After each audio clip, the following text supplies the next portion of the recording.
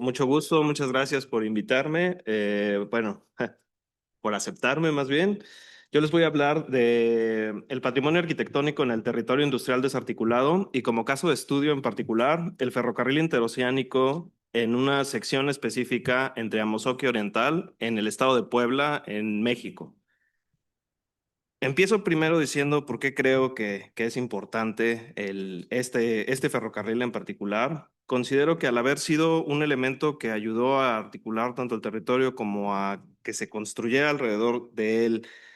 un motor económico importante, las piezas que quedan de él pues son relevantes y por lo tanto es pertinente que se conserven. Este es el plano original del ferrocarril interoceánico. Se planeó a finales del siglo XIX como un primer acercamiento antes del Canal de Panamá con la idea de poder conectar los océanos Pacífico con Atlántico a través de la Ciudad de México. Y es un proyecto que empezó como el segundo ferrocarril en el país y logró conectar el puerto de Veracruz con la Ciudad de México con una vía estrecha y se pretendía continuarlo hasta Acapulco, pero por razones tecnológicas nunca se logró concretar. Sin embargo,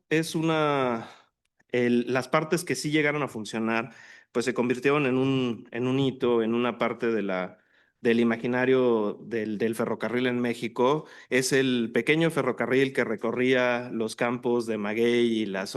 haciendas pulqueras alrededor del Gran Valle de la Ciudad de México. Y también es el pequeño ferrocarril que llegaba a las poblaciones de Cuautla, que estaba alrededor de los volcanes y quedó, como se puede ver en estas múltiples imágenes, pues dentro del imaginario nacional. Como les comentaba en un principio, la fundación, bueno, los primeros trabajos se hacen a finales del siglo XIX. La historia de México es un poco complicada porque en 1910 es la revolución y entonces todos los ferrocarriles se construyen durante el periodo del Porfiriato, pero llega un punto en la revolución donde hay un hiato, donde las fuerzas militares toman el control de los ferrocarriles y se destruye la red ferroviaria en muchos puntos y es necesario volverla a reconstruir. Entonces aquí podemos ver como tres grandes periodos en la historia del ferrocarril, que es la construcción en el periodo del Porfiriato, la consolidación después del Porfiriato, que se reconstruye, se moderniza en la nacionalización y en el periodo del Milagro Mexicano, en el que se modernizan todos los ferrocarriles, y finalmente en la época actual, tras el movimiento neoliberal, cuando se privatizan los ferrocarriles y volvemos a repartir estas redes, pues se vuelve a partir nuevamente el sistema, ¿no? Entonces, el sistema, aquí podemos ver como gráficamente las tres grandes temporalidades. Podemos ver que al principio el sistema era muy grande, muy complejo, pretendía llegar hasta Acapulco, pero nunca lo logró. Y sin embargo creó múltiples redes, pero a lo largo de diferentes periodos se fue acotando hasta llegar al momento de la privatización, que es el actual, en el que fue completamente cercenado y la parte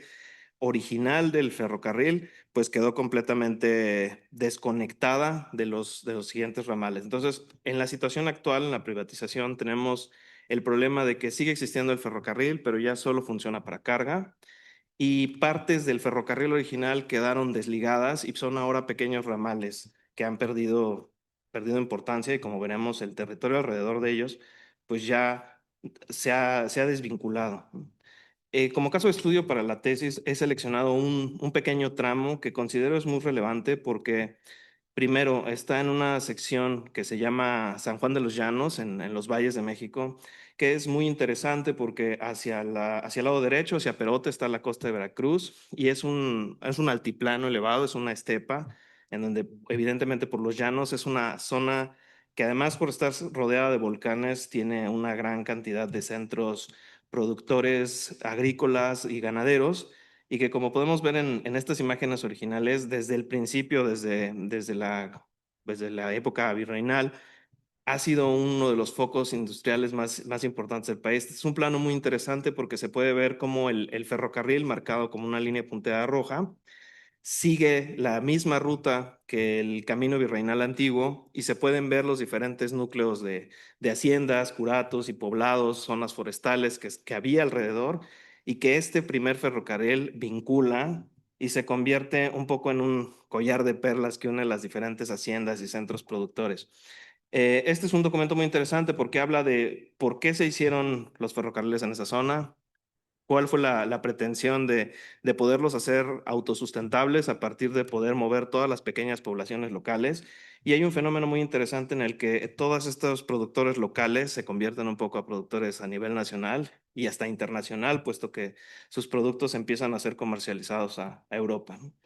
En estos planos podemos ver la cantidad y densidad de centros productores de las haciendas que estaban pegadas al trazo y cómo en realidad el trazo de este ferrocarril es exprofeso a los diferentes centros productores, ¿no? Se ven las haciendas, se ven los diferentes sistemas que se crearon para conectar a las haciendas y bueno, en resumen,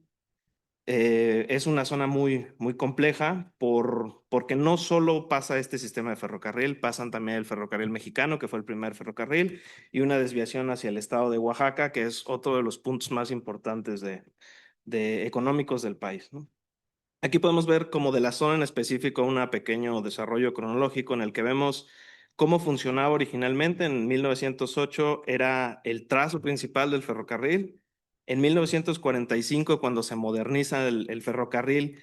la red cambia, entonces ya los trenes pueden ir por cualquier lado y finalmente en el estado actual es un corredor muy interesante que mueve autopartes hasta Estados Unidos y por el otro lado son vías que están completamente abandonadas, ¿no? Pero sigue siendo la misma vía desde hace 100 años, con la diferencia de que ahora los flujos han cambiado y entonces el terreno está completamente partido ahora en lugar de ser una unión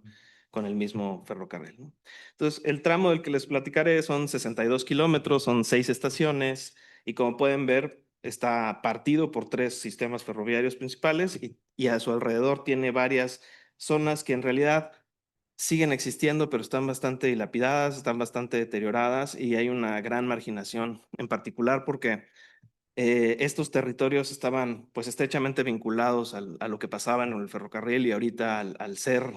seccionado pues han quedado seccionadas también, ha quedado el territorio fragmentado. Entonces, estas son las 6 estaciones y me enfocaré en dos que se hicieron levantamientos y que son las más relevantes, el patio de maniobras de Oriental y una estación intermedia que es Manantiales.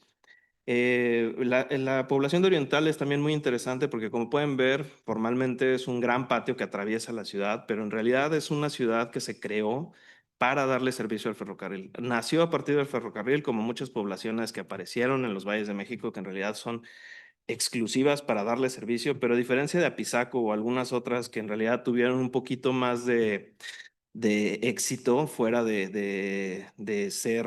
solamente ciudades destinadas al ferrocarril. Ciudades como Oriental quedaron limitadas a su crecimiento a la privatización de los ferrocarriles, ¿no? Entonces, estas son imágenes del estado actual del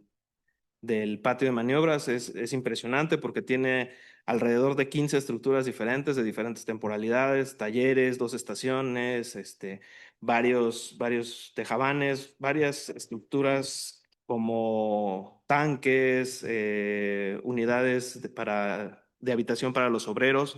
que todo está abandonado en diferentes grados de desuso, ¿no?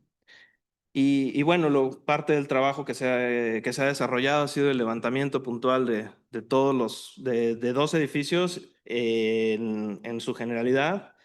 y de 6 únicamente fachadas, ¿no? Y como podemos ver, pues son estructuras muy interesantes, en particular para México, porque son modelos y materiales importados. Fueron un diseño inglés, fueron un proyecto inglés que llegó a México, se compró junto con todos los materiales. Entonces es muy interesante también que son tanto materiales como sistemas constructivos de cierta manera atípicos para nuestro país, por lo menos en sus primeras iteraciones. Y bueno, esta es una de las estaciones en el estado en el que se encuentra. Y a pesar de que es un mueble casi en medio de la nada, podríamos decir, tiene cierta vida alrededor, que la gente lo sigue apropiando y lo sigue utilizando. Y bueno, finalmente, ¿qué es lo que creo que debería de ser el ideal? Como como casos análogos o más bien como casos idealistas. Em, en los ferrocarriles como sitios patrimoniales tenemos dos grandes ejemplos, Simmering o Darjeeling, en donde se entiende el ferrocarril como un ente holístico que no solamente son las maquinarias, sino el itinerario por el que pasan, los paisajes, las infraestructuras, la gente, las comunidades, y creo que eso es lo que por lo menos en México tenemos que darle una repensada y verlo de esa manera. Aquí hay unas 4 imágenes de cómo es esta, le voy a decir, campiña mexicana alrededor de los ferrocarriles y donde se puede ver que en realidad este espacio quizás un poco utópico o idílico aún existe, ¿no? Este es un video que hicieron en los últimos recorridos del ferrocarril, en esos tramos antes de ser abandonados y en donde, a mi parecer, se puede leer esta misma esencia de totalidad del paisaje, del ferrocarril, de la interacción que tiene con el medio y que pues es también uno de los principales expresiones de México también, como por ejemplo los paisajes del Doctor Atl, ¿no? O sea, es de la totalidad el paisaje, el ferrocarril y cómo forma un gran todo y que es como deberíamos de interpretarlo, como un gran todo. Muchas gracias.